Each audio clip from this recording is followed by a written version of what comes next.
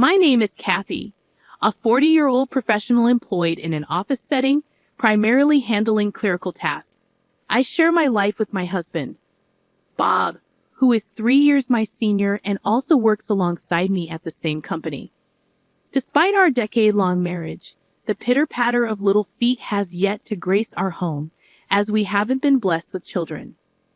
From the onset of our union at the age of 30, there was an unmistakable urgency within me to embark on the journey of parenthood. Both Bob and I harbored a deep desire to expand our family.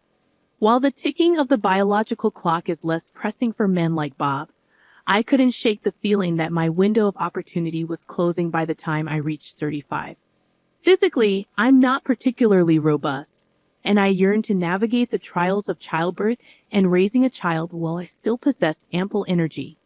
Yet, despite our fervent wishes, reality hasn't aligned with our hopes. We embarked on the quest to conceive immediately after exchanging vows. But alas, the telltale signs of pregnancy remained elusive. So, we made the decision to undergo testing at an obstetrics and gynecology clinic. The results revealed some challenges on my end that made conception difficult. It wasn't a definitive no, but the odds were stacked against us, and the road ahead appeared steep. Bob, understandably disheartened, voiced his disappointment, questioning his ability to become a father. Witnessing his anguish, I found myself at a loss for words. Despite the discouraging prognosis, we persisted, clinging to a glimmer of hope. Yet, despite our efforts, the stork never visited our doorstep.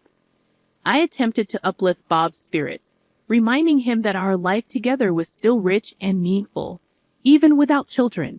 He nodded in agreement, resigned to the situation, murmuring words of acceptance. However, over time, I noticed a shift in Bob's demeanor. Casual encounters with families strolling in the town or visiting colleagues with children triggered a noticeable change in him. He would wistfully muse about the joys of parenthood, expressing a longing tinged with envy. I couldn't shake the feeling that deep down he couldn't reconcile himself to the idea of foregoing fatherhood, and this realization left me unsettled. Gradually, Bob's demeanor towards me began to cool. During her attempts to conceive, he had been actively involved in household chores, cautioning me against overexertion for fear it might hinder our chances of pregnancy. He had always been the first to offer, "Let me handle that," whenever there was heavy lifting required, and his caring nature made him a thoughtful husband. On weekends, he willingly assumed the household responsibilities, insisting, "I'll manage these since you handle them during the week." However, once the reality of our infertility set in, his attitude underwent a drastic change. "I'm exhausted, and isn't household work traditionally a wife's duty?" With this declaration, he resigned himself to idleness on weekends, spending his time either dozing off or glued to his smartphone. Suddenly burdened with additional chores, I found my health beginning to falter. When I fell ill with a fever or stomachache, his response became callous. "Figure it out yourself," he'd retort, showing no inclination to lend a helping hand. I remained silent in response.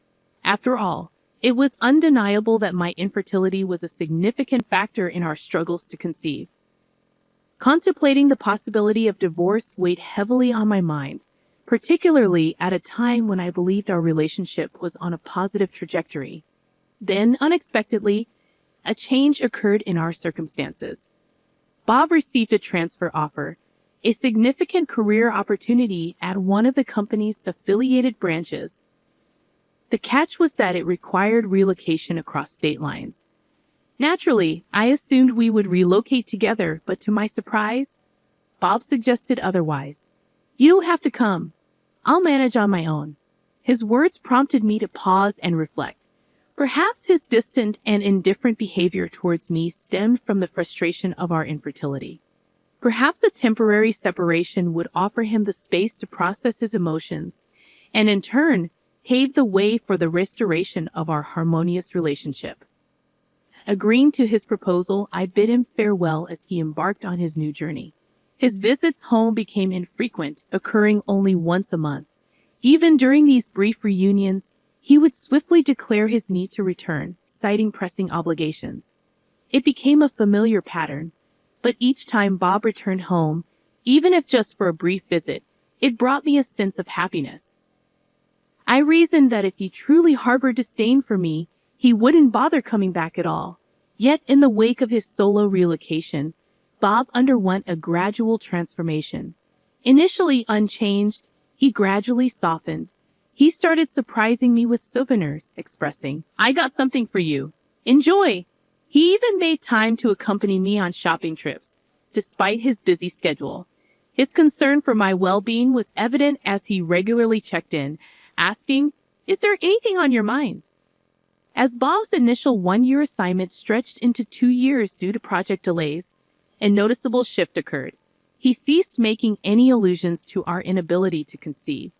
Instead, when encountering families with children, he remarked, "Though we couldn't have children, I've come to terms with it."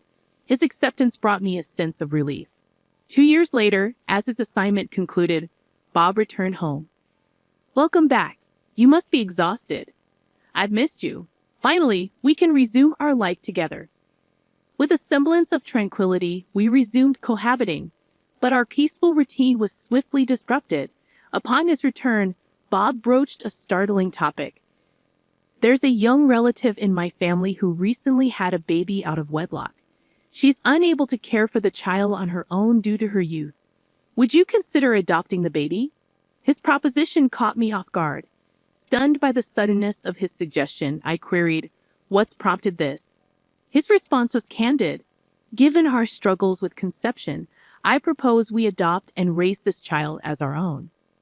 Overwhelmed by the gravity of his proposal, I requested time to mull it over. The conversation was left hanging as I grappled with the unexpected turn of events. Yet a nagging feeling gnawed at me regarding the veracity of his account. His family resided a considerable distance away, and our interactions with his relatives were sparse at best. Our relationship with them was so distant that annual Christmas cards constituted the extent of our communication. Having skipped a formal wedding ceremony, my acquaintance with Bob's relatives remained limited. Reluctantly entertaining the notion of adopting a child from a virtual stranger, I expressed my reservations to Bob. "Could I meet the child's parents? I'd like to understand who they are," I ventured. His response was unexpectedly firm. "Why does it matter? Why are you so fixated on that?" In my view, knowing the child's background and the reasons behind the decision to relinquish parental responsibility was crucial. I pressed Bob for details, only to be met with resistance. "The father ran away, I heard. Stop prying into their affairs," he snapped, visibly agitated by my inquiries. Feeling a sense of incredulity and frustration, I couldn't help but voice my concerns. Taking in a child from complete strangers isn't a decision to be made lightly, I countered sharply. His reaction was swift and startling. "Enough. If you're not on board with this, then it's over between us. Leave right now." His words rang out, revealing a stark truth. It seemed his desire for a child eclipsed all other considerations. I began to feel as though my presence was inconsequential to him, a belief that slowly solidified within me. Sensing that I had reached my breaking point, I made a decision. "Fine. I'll gather my things and leave," I declared, swiftly packing my belongings and departing our home that very day. With no immediate destination in mind, I sought refuge in a motel close to the train station. The divorce proceedings with my husband proceeded smoothly, facilitated by legal intervention to sidestep any potential conflicts over alimony, property division, and related matters. Deciding it was best to distance myself from the workplace where my ex-husband and I had once toiled side by side, I tendered my resignation and secured a position at a small law firm, leveraging my computer proficiency and administrative assistant certifications. Adjusting to my new professional environment took some time, but I managed to find my footing, navigating each day with a semblance of tranquility. Accustomed to the solitude of my separate existence for 2 years, I had grown accustomed to returning to an empty abode. Then, one fateful day, approximately a year into my newfound independence, my ex-husband unexpectedly appeared at my workplace, cradling a small child in his arms. His surprise at encountering me was palpable as he explained, "What are you doing here?" "Why wouldn't I be here? I work here. It's rather evident, isn't it?" I replied, puzzled by his reaction. His complexion drained of color at my response. Intrigued by the child he cradled, I guided him to my supervising attorney's office. There, an unsettling revelation emerged. Sir, I've been harboring doubts about the paternity of this child more than a year ago. The resemblance is non-existent, and I question whether the child is truly mine, he confessed. The supervising attorney, adopting a pragmatic stance, inquired, if the child isn't yours, what course of action do you intend to pursue? Divorce, naturally, he affirmed. Legally, disputing paternity must occur within a year of the child's birth. Even if a DNA test confirms your suspicions, you may still be liable for child support, the attorney clarified. What? Surely you jest, he retorted incredulously. I assure you I'm not. There are legal precedents set by the Supreme Court, the attorney maintained. As I recorded their exchange as a clerk, the pieces of the puzzle began to fall into place. It became apparent that he had engaged in infidelity during our marriage, resulting in the birth of a child. Considering the timeline of events, the child was conceived around a year after he had embarked on a business trip. As the pieces of the puzzle began to fall into place, I couldn't shake the realization that his recent kindness might have stemmed from a sense of guilt. It appeared that his current wife was a former colleague of mine, and each time he interacted with her, his gaze would inadvertently shift towards me, his expression betraying a hint of pallor. Given the circumstances, it was only natural. After all, his ex-wife, the woman he had attempted to leave with the child born of his affair just a year prior, was right there before him. In the end, he reluctantly conceded, "Very well, I'll undergo a DNA test and then reassess the situation." With those words, he departed, his demeanor subdued. Later that day, I confided in my lawyer, Mr. Williams, regarding my divorce from the previous year, which coincided with my ex-husband's unexpected return. Surprised by the revelation, Mr. Williams offered invaluable insight. You're aware that you can seek alimony for infidelity within 2 years of its discovery. What are your intentions? He inquired. Without hesitation, I affirmed, certainly, I intend to pursue it, from both him and his mistress. Then let's initiate the necessary procedures without delay. Thank you for your trust, Mr. Williams concluded, setting the wheels in motion for what lay ahead. Ultimately, through the legal expertise of my lawyer, Mr. Williams, I successfully pursued alimony from both my ex-husband and his current wife, who had been his mistress during our marriage. To prevent any attempts at evasion, I ensured the alimony claim was delivered not only to their residences, but also to their workplaces and his in-laws' residence. Shortly thereafter, I received a call from my ex-husband. What's the meaning of this claim? He demanded. It's an alimony claim for your infidelity. We're already divorced, but that doesn't exempt you from your obligations. I replied firmly. That's absurd. There's no way I'm paying alimony, he retorted.